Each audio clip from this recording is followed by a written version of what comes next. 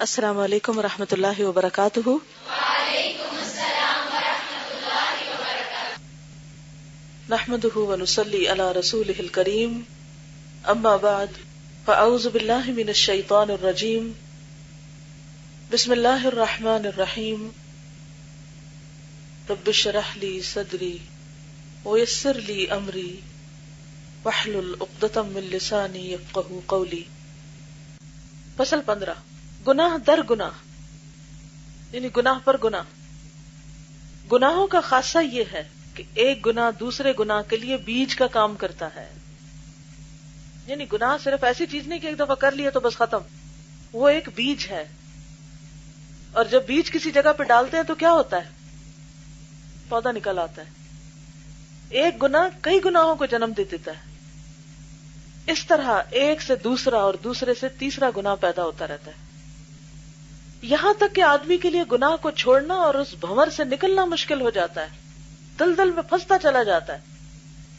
مثلا ایک جھوٹ کسی نے بولا، اس کو چھپانے کے لیے کئی جھوٹ بولنے پڑیں گے۔ بعض سلف صالحین کہتے ہیں کہ ایک گناہ کی سزا دوسرے گناہ کی شکل میں ملتی ہے۔ اللہ اکبر، یعنی بعض اوقات ہم ایک گناہ کرتے ہیں، اس کا انجام اسی طرح نہیں سامنے آتا، کوئی اور مصیبت آ جاتی، اور نیکی کا صلہ ماں باپ کی نیکی کے صلے میں حاصل ہوتا ہے۔ ایک بندہ کوئی نیکی کرتا ہے تو دوسری قریبی نیکی کہتی ہے کہ مجھے بھی انجام دیتے چلو۔ انسان ایک نیکی کا کام کرتا ہے تو ایک اور نیکی کا رستہ کھل جاتا ہے، تو وہ کہتے ہیں کہ اچھا اب یہ کر لو، یہ کر لیا، اب آگے یہ کر لو۔ وہ کرتا ہے انسان تو پھر آگے ایک اور رستہ کھل جاتا ہے، اچھا یہ کر لو، اور یہ سفر چلتا رہتا ہے۔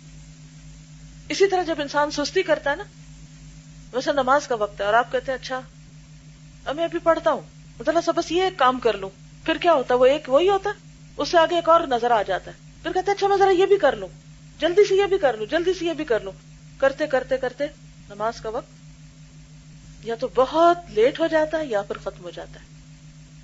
تو ایک سستی نے اور سستی کو جنم دیا۔ اسی طرح جب آپ ایک نیکی کرتے ہیں، مثلا آپ سوچتے اچھا میں صرف فرض پڑھ لیتا ہوں، پھر جب وضو کر لیتے ہیں تو آپ کہتے ہیں سنت پڑھنے میں کتنی دیر لگے گی، پھر آپ کہتے ہیں چلو نفل بھی پڑھ ہی لیتا ہوں، پھر آپ کہتے ہیں اچھا تھوڑا سا ذکر بھی کر لوں۔ اس سے کیا ہوتا ہے کہ جب نیکی کرتے ہیں نا، خوشی ملتی ہے، پھر انسان میں ایک قوت آتی ہے اس خوشی کی وجہ سے، پھر انسان مزید اور نیکی کرنے کا شوق اس کے اندر پیدا ہوتا ہے۔ یہ بالکل ایسے ہی کہ جیسے ایک طالب علم پڑھتا ہے، اگر اس کے اچھے نمبر آ جائیں تو پھر کیا ہوتا ہے؟ اس کا شوق بڑھ جاتا ہے، وہ کہتا ہے میں اور بھی پڑھ سکتا ہوں، اور پڑھ لیتا ہوں، اور پڑھ لیتا ہوں۔ وہ جب اسے انجام دے لیتا ہے تو ایک اور نیکی اسے یہی دعوت دیتی ہے، اس طرح نیکیوں کا سلسلہ بڑھتا ہی چلا جاتا ہے، یعنی چین بن جاتی ہے۔ اس سے بندے کو بے حساب نفع حاصل ہوتا ہے اور اس کی نیکیاں بڑھتی چلی جاتی ہیں۔ جو شکل نیکیوں کی ہے وہی گناہوں کی بھی ہے۔ طاعت اور معاصی بندے کے حق میں نہ مٹنے والی تصویروں اور غیر منفک یعنی نہ ٹوٹنے والی صفات کی طرح ثابت و لازم بن جاتی ہے۔ جس وقت کسی نیکوکار آدمی سے کوئی نیکی رہ جاتی ہے تو وہ اپنے لیے تنگی اور تکلیف محسوس کرتا ہے۔ یعنی مثلا آپ روز قرآن مجید پڑھتے ہیں، ناظرہ تلاوت کرتے ہیں، اور کسی دن کسی وجہ سے، سفر یا بیماری کی وجہ سے چھوٹ جاتا ہے، تو جو نیک شخص ہوتا ہے اس کو کیا ہوتا ہے؟ اس کو بے چینی رہتی، تکلیف رہتی کہ آج میرا وظیفہ چھوٹ گیا، اور اس غفلت کی وجہ سے اس پر زمین تنگ ہو جاتی ہے۔ وہ اپنے آپ کو اس مچھلی کی طرح پاتا جو پانی سے الگ کر لی گئی ہو، یعنی تڑپتا ہے، اور وہ پانی میں جانے کے لیے بےتاب ہو۔ مچھلی کو پانی میں جا گرنے ہی سے سکون ملتا ہے، اس کی آنکھیں ٹھنڈی ہوتی ہیں۔ یعنی جیسے ایک ماحول ہوتا ہے، ایک مجلس ہوتی ہے، اس کے اندر ہمیں ایک خوشی نصیب ہوتی، جب ہم اس سے الگ ہوتے ہیں تو کیا ہوتا ہے؟ ایک تڑپ ہوتی ہے، اور پھر اس کو سکون کہاں آتا ہے؟ جب دوبارہ وہاں پہنچتا ہے۔ جیسے ایک صحابی نے کہا تھا نا کہ اللہ کے رسول صلی اللہ علیہ وسلم، میں آپ کی مجلس میں ہوتا ہوں، آپ کو دیکھتا ہوں تو مجھے خوشی نصیب ہوتی ہے، اور جب میں گھر جاتا ہوں تو پھر مجھے اداسی شروع ہو جاتی، پریشانی ہوتی، اور پھر میں آپ کے پاس پہنچ جاتا ہوں تو میری کیفیت ٹھیک ہو جاتی، پھر میں سوچتا ہوں کہ مجھے بھی فوت ہونا ہے، آپ بھی فوت ہوں گے، قیامت کے دن آپ کے تو بہت بلند درجے ہوں گے، میں پتہ نہیں کہاں ہوں گا، آپ کو دیکھ سکوں گا یا نہیں۔ تو آپ نے اس کو کہا تھا کہ تم کچھ مانگو۔ اس موقع پر یہ آیت نازل ہوئی تھی کہ جو اللہ رسول کی اطاعت کرے گا وہ قیامت کے دن انبیاء، صدیقین، شہداء، صالحین کے ساتھ ہوگا۔ تو بات یہ ہے کہ اگر ہماری زندگی ختم بھی ہو جائے لیکن اللہ کی اطاعت پر ہو تو اللہ تعالیٰ پھر اسی خوشی اور ٹھنڈک یعنی جنت کے مقام پہ پہنچا دے گا. لیکن اگر کسی اور کام میں اللہ کی نافرمانی میں زندگی ختم ہوئی تو پھر ملاقات مشکل ہوگی. یہ حالت ایک گناہگار کی ہے. جب وہ کسی معصیت کو چھوڑ کر نیکی کی طرف توجہ کرتا ہے تو اس پر بھی زمین تنگ ہو جاتی ہے اور سینے میں تنگی پیدا ہو جاتی ہے. وہ دوبارہ جب تک یہ گناہ نہ کر لے زندگی کی ساری راہیں اس پر تنگ ہو جاتی ہیں. تاکہ بعض فاسق و فاجر لوگوں کا تو یہ حال ہوتا ہے کہ بلا کسی لذت و لطف، بلا داعیہ اور خواہش کے بھی ارتکاب گناہ کرتے رہتے ہیں، ضرورت کے بغیر بھی کرتے رہتے ہیں، کیونکہ انہیں اب گناہ میں لذت ملنے لگی ہے. اور یہ بات صرف یہی ہوتی ہے کہ گناہوں کی مفارقت سے انہیں تکلیف ہوا کرتی ہے، یعنی گناہ چھوڑنے سے انہیں تکلیف ہوتی ہے جیسے نیک کو نیکی چھوڑنے سے. چنانچہ اس گروہ کے شیخ حسن بن ہانی کا شعر ہے وَكَأْسٌ شَرِبْتُ عَلَى لَذَّةٍ وَأُخْرَى تَدَاوَيْتُ مِنْهَا بِهَا. ایک جام شراب میں نے لذت سے نوش کیا اور دوسرے جام سے پہلے جام کی پیدا شدہ مرض کا علاج کیا. کیا مطلب کہ نشہ لگ گیا تو پھر میں نے لذت کے لیے نہیں، بس وہ نشے کی خاطر مجھے پینا پڑتا ہے جبکہ مجھے پتا ہے اس کے نقصان کیا ہے.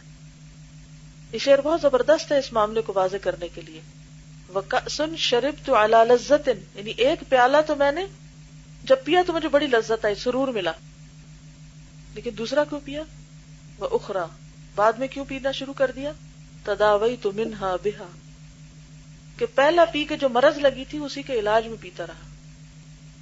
ایک گناہ انسان نے کیا، اس سے اس کو وقتی طور پر لذت آئی اور بعد میں وہ اس کا عادی ہو گیا.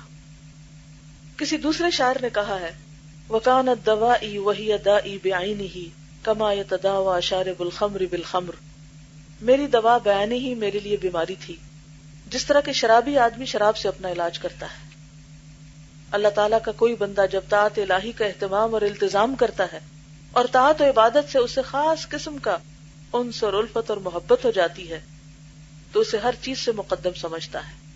بندے کی اس حالت میں حق سبحانہ و تعالیٰ اس کے لیے اپنی رحمت کے فرشتے بھیجتا ہے جو ہر طرح اس کی امداد کرتے ہیں. کوئی دلیل ہے اس کی؟ ان الذين قالوا ربنا الله ثم استقاموا تتنزل عليهم الملائكة الا تخافوا ولا تحزنوا. تو دنیا میں بھی کیا ہوتا ہے کہ جو شخص نیکی کے راستے پر نکلتا ہے اللہ تعالیٰ فرشتے اس کے مدد کے لیے بھیجتے ہیں، وہ اس کے دل میں اور نیکی کا خیال ڈالتے ہیں، نئے نئے آئیڈیاز ڈالتے ہیں، اسے طاعت اور عبادت کا شوق دلاتے ہیں، اس کے ایمانی جذبات کو ابھارتے ہیں، بستر تک چھڑا دیتے ہیں. تہجد کے لیے اٹھنا آسان ہو جاتا ہے.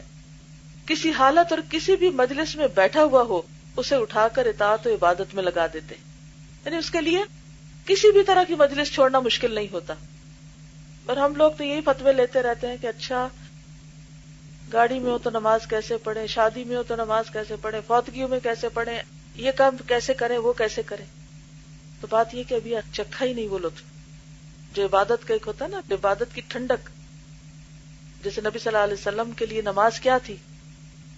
قرۃ عینی فی الصلاۃ. اسی طرح جب کوئی بندہ معاصی اور گناہوں سے الفت کرنے لگتا ہے، گناہوں کو محبوب رکھتا ہے اور خیر و نیکی کے مقابلے میں گناہوں کو ترجیح دیتا ہے تو اللہ تعالیٰ شیاطین کو اس پر مسلط کر دیتا ہے. یہ شیاطین معاصی اور گناہوں میں اس کی معاونت کرتے ہیں اور اس کے شیطانی اور نفسانی جذبات کو ابھارتے ہیں. پس پہلا بندہ وہ ہے جس کی اعانت اور امداد کے لیے اطاعت و عبادت کا پورا لشکر موجود ہوتا ہے، یعنی عبادت میں مدد کے لیے فرشتے اور نیک لوگ اس کے مددگار ہوتے ہیں، اس کو پش کرتے رہتے ہیں، اس کو سپورٹ دیتے ہیں، جو اس کی پشت پر رہ کر اس کی بھرپور مدد کرتا ہے، اور اس لشکر کی امداد سے بندہ نہایت قوی اور مضبوط ہو جاتا ہے. دوسرا بندہ وہ ہے جس کی پشت پر معصیت اور گناہوں کا لشکر ہوتا ہے، معصیت اور گناہوں میں اس کی اعانت اور امداد کرتا ہے، اور یہ شیطانی لشکر اسے معصیت اور گناہ میں قوی اور مضبوط بنا دیتا ہے. سبحانک اللہم و بحمدک نشہد ان لا الہ الا انت نستغفرک و نتوب الیک.